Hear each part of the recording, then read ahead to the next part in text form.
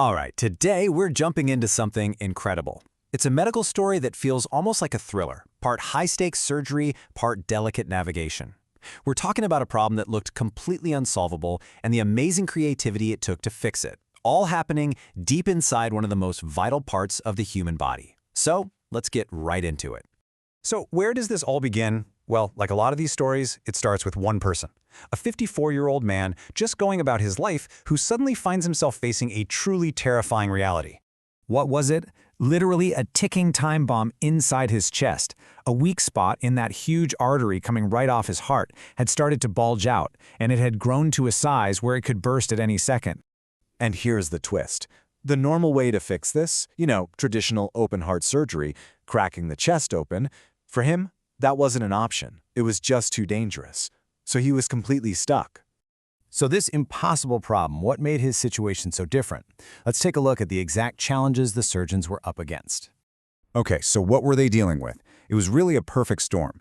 First off, this aneurysm was massive. We're talking over 6 centimeters. Then you find out he's already had a huge open-heart surgery back in 2014 for something called a dissection, basically a tear in his aorta.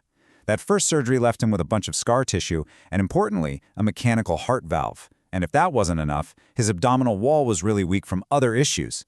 The consensus from all the experts was crystal clear. Going back in for another open surgery, well, the chances of him surviving that were just way too low. All right, before we get to the fix, we have to talk about the real estate. Where is this all happening? We're talking about the aortic arch. You can think of it as the body's grand central station for blood flow. Yeah, check this out. This is basically the roadmap.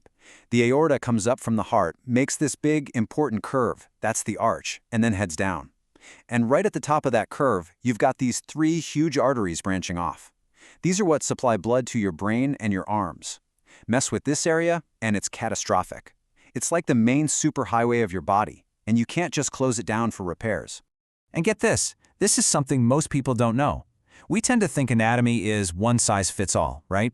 But in reality, over a third of us have an aortic arch that doesn't look like the standard textbook picture. The most common variation is called a bovine arch, where 2 of those main arteries come off a single trunk. For surgeons, this just means you can never assume. It adds a whole other layer of complexity to an already tricky area. Okay, so what happens when this main highway starts to fail? For our patient, the big, pressing problem was an aneurysm. So what is an aneurysm exactly? The simplest way to think about it is like a weak spot on a tire. The wall of the artery gets stretched and thin, and it starts to bulge out from all the pressure of the blood pumping through it. And in medical terms, it's officially called an aneurysm once that bulge gets to be at least 1.5 times bigger than it's supposed to be. And to put our patient's situation into perspective, just look at these numbers. A normal aortic arch is around, say, 2.5 to 3.5 centimeters across. His had ballooned out to 6.7 centimeters. That's more than double the size. That's why it was a ticking time bomb. The bigger it gets, the higher the risk it's just going to pop. And just as a quick aside, they're not all shaped the same either. Most of them are fusiform. That's a nice, even swelling all the way around. But some are saccular, which is more like an odd little pouch sticking out from one side. And those are often the ones that are even more likely to rupture. Okay, so open surgery is a no-go. What do you do? Well, the team turned to something totally different, a really revolutionary idea. Fix the aorta from the inside. This is where we get into the amazing world of endovascular repair, a super high-tech way to solve the problem without that huge traumatic surgery. But this created its own impossible problem. Remember we mentioned he had a mechanical heart valve? Think about that for a second.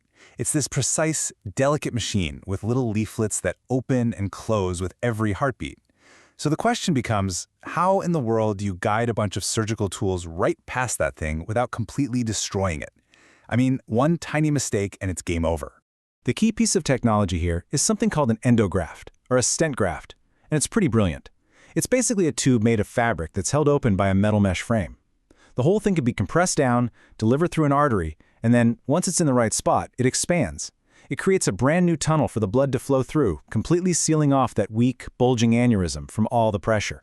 So how does it actually work? Well, it's basically a 4-step dance. Step 1, they get access to the arteries with just a couple of small punctures, usually in the groin and up by the shoulder. Step 2, And this is the nerve-wracking part. Using live X-rays, they have to carefully steer a super thin guide wire right past that mechanical valve. Step 3. Once the wire is in place, they slide the main endograft over it and deploy it, essentially relining the aortic arch. And finally, step 4, which is absolutely critical. They put in smaller, custom-made grafts to connect to those arteries going to the brain and arms. You have to keep that blood flowing.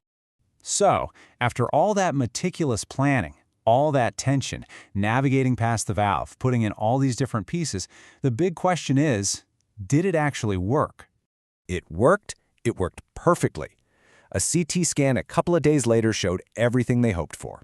The aneurysm was totally sealed off, no leaks, blood was flowing perfectly through the new graft, and that mechanical valve?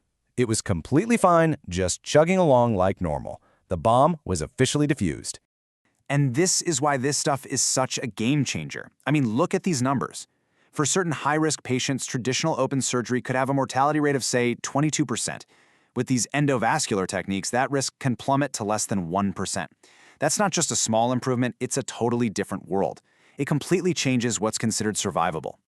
You know, this whole case wasn't just about saving one person's life. It's really a window into the future of surgery. We're watching these massive, incredibly traumatic operations get replaced by precise, internal repairs. It just redefines the boundaries of what's possible. And it leaves you wondering, right? As our technology gets better and lets us do more and more inside the body with less damage, what's the next impossible problem that's going to become the routine fix of tomorrow?